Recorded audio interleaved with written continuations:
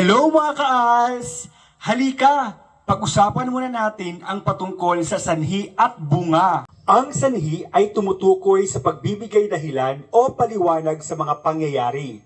At ito rin ay tumutukoy sa pinagmulan o pinag-ugatan ng mga pangyayari. At ito naman ang mga hudyat na nagpapahayag ng sanhi.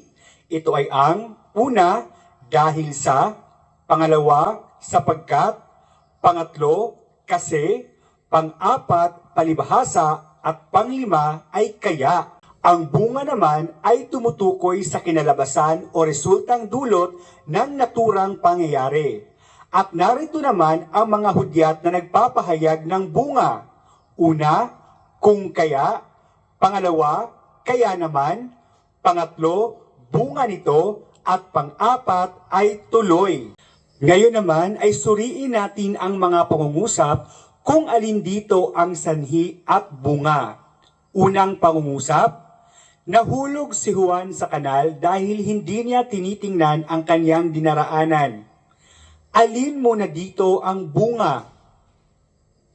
Tama, nahulog si Juan sa kanal at ang sanhi ay dahil hindi niya tinitingnan ang kanyang dinaraanan. Pangalawang pangungusap, kakain ako ng marami para maging malakas ako. Alin mo na dito ang sanhi? Tama, kakain ako ng marami at ang bunga ay para maging malakas ako. Maraming salamat sa inyong pakikinig.